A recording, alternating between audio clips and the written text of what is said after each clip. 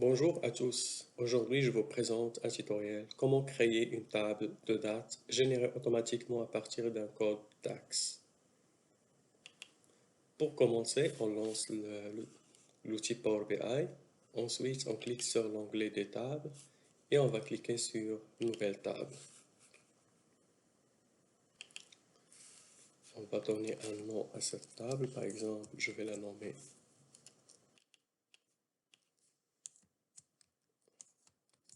des tables, par exemple. Et là, je vous conseille d'utiliser un bon formatage du DAX. Comme ça, il va vous aider à bien diagnostiquer le code si jamais il y a une erreur. Ou bien dans le futur, si vous voulez optimiser le code, il sera plus facile d'analyser ligne par ligne si le code il est bien formaté dès le départ. Donc, pour faire des retours à la ligne, donc je clique en même temps sur Shift et Entrée pour faire plusieurs lignes. Donc, je vais utiliser dans cette approche plusieurs méthodes dans le but de vous familiariser avec les fonctions que je vais utiliser et aussi de vous montrer la capacité du DAX. Il faut donc beaucoup de souplesse pour créer votre modèle. Bien sûr aussi, je pourrais créer la table à partir d'une seule fonction, mais le but de ce tutoriel est de vous éduquer et aussi de vous donner plus de souplesse avec les fonctions. Donc, pour commencer, on va déclarer quelques variables. Donc, je commence par le premier variable ici. Donc, variable, je vais l'appeler, mettons, date début.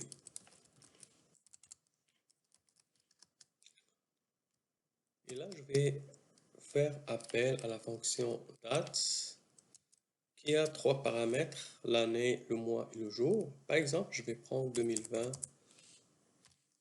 janvier, par exemple, le 1er janvier.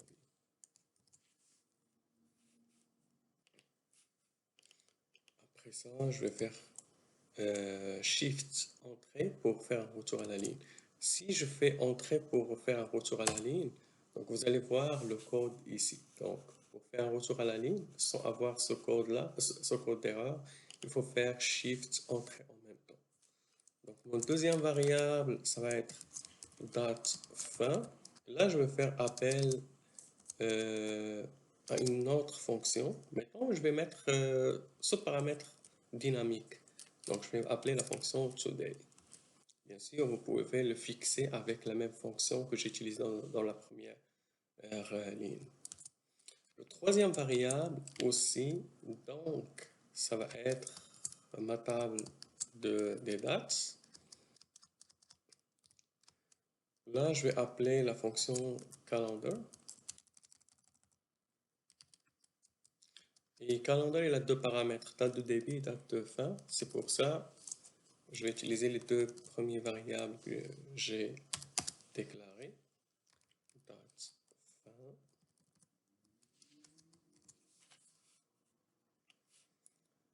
Juste une petite remarque. J'aurais pu ne pas utiliser les deux premières variables et les déclarer à l'intérieur du troisième variable. Mais comme je l'expliquais au départ, mon but ici, c'est de vous familiariser avec les fonctions et aussi de vous donner un nouveau style d'écrire le code pas à pas. Plus tard, quand vous allez être au niveau avancé ou bien expert, vous pouvez réduire le nombre de lignes que je viens de déclarer ici. OK. Là, je vais faire retour. Et je vais retourner quoi? Avec la fonction add colonne. Là, cette fonction, il a besoin de plusieurs paramètres. Le premier paramètre, c'est ma table de référence. C'est celle-là que je vais mettre ici.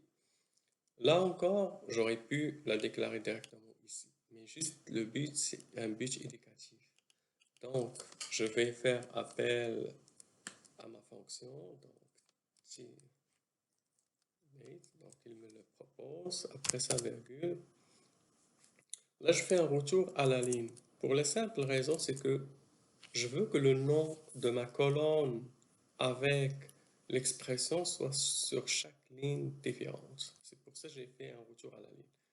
Vous pourriez continuer tout droit ici, mais ce n'est pas une bonne pratique pour l'écriture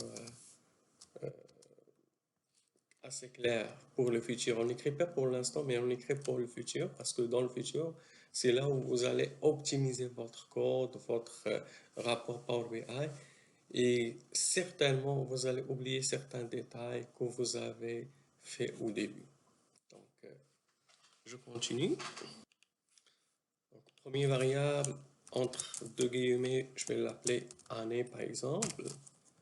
Et là, virgule, avec l'expression, c'est quoi l'expression? Je vais utiliser la fonction year, qui veut dire l'année, donc, et je cherche ma date. Après ça, virgule.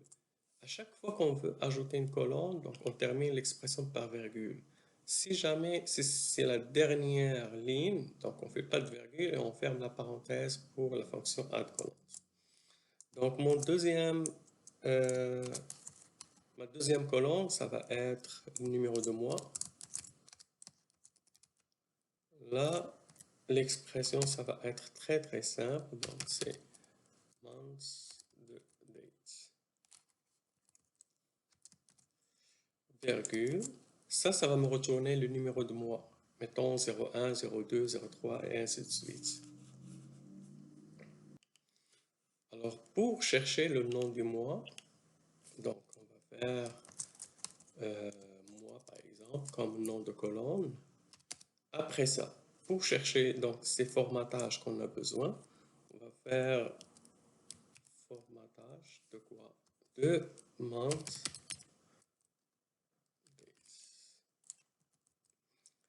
C'est sûr ici, lui par exemple, il va me retourner 01. Mais avec le formatage que je vais utiliser, je vais lui forcer pour avoir le mois. Et là, vous avez plusieurs choix.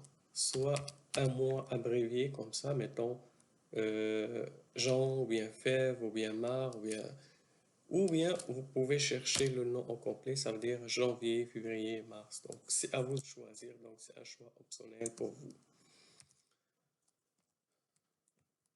Là, ici, c'est un petit détail que je vais ajouter. C'est optionnel.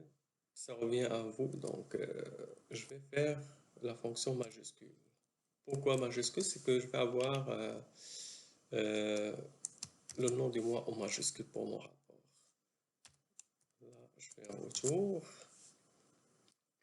Après ça, je vais faire, donc après le mois, qu'est-ce que j'ai besoin? Du jour. Donc le jour, c'est très facile, comme le mois aussi. Donc ça va être day, date. Là, il manque une virgule. Là, je veux chercher le nom de la journée. Donc, pour chercher la journée, donc ça va être la même chose, ce qu'on a utilisé ici. Donc, je vais faire copier-coller de la fonction. Je la colle ici, mais ici, au lieu que ce soit le mois, ça va être quoi? Ça va être le jour. Day. Mais ça va pas être le M ici. Donc, ça va être quoi? La journée. Donc, là aussi, vous avez le choix. Donc, je vais faire...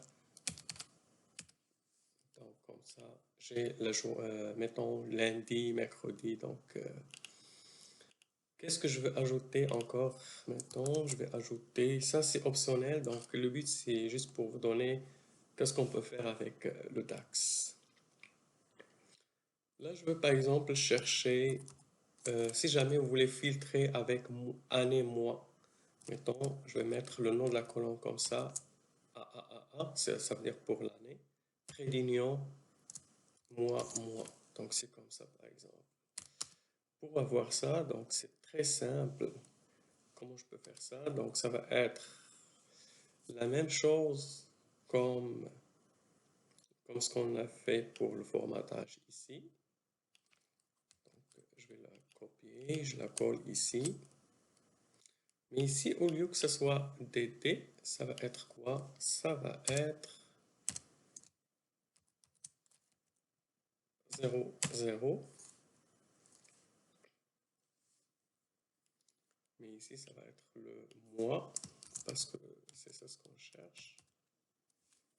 Et je vais faire la concaténation avec l'année.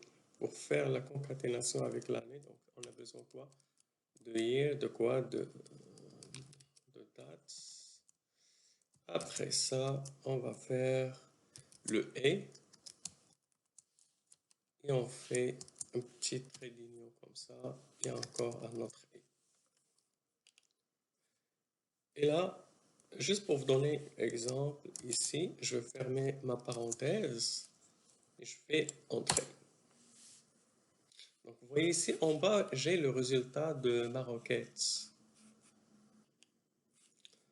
Donc, comme vous voyez, j'ai la date, aussi l'année et les colonnes que j'ai déclarées ici. Donc, si vous voulez ajouter les quarts, par exemple, de l'année, le premier quart, deuxième quart, troisième quart, ou bien, ça dépend, qu'est-ce que vous voulez faire avec votre rapport.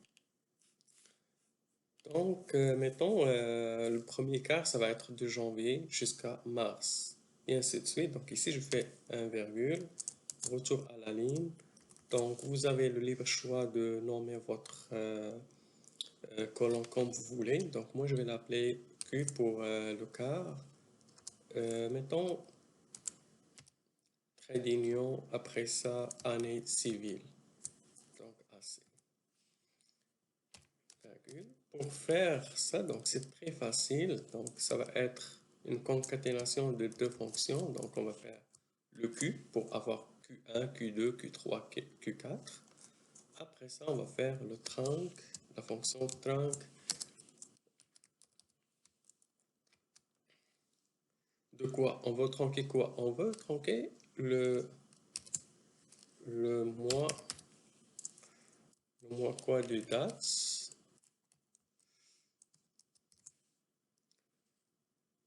Et on va retrancher 1. Ferme la parenthèse, on divise par 3. Et là, j'ajoute le 1. Donc ici, je vais faire un petit espace pour que vous voyez bien.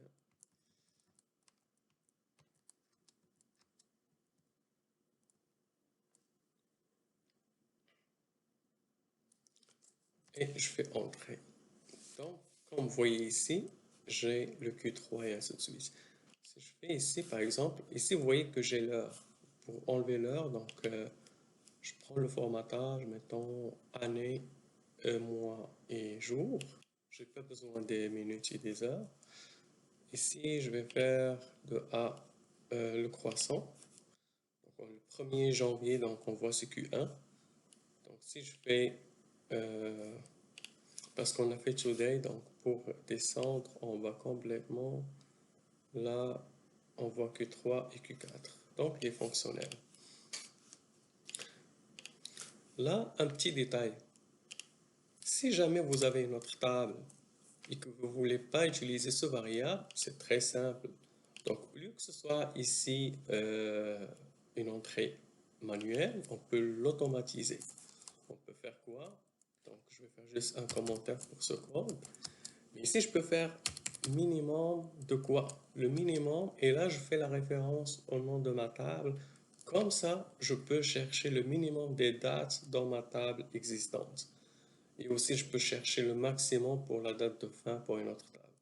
Donc, cet exemple, on va le voir dans la prochaine vidéo, là où je vais continuer à vous créer le rapport avec plus de détails.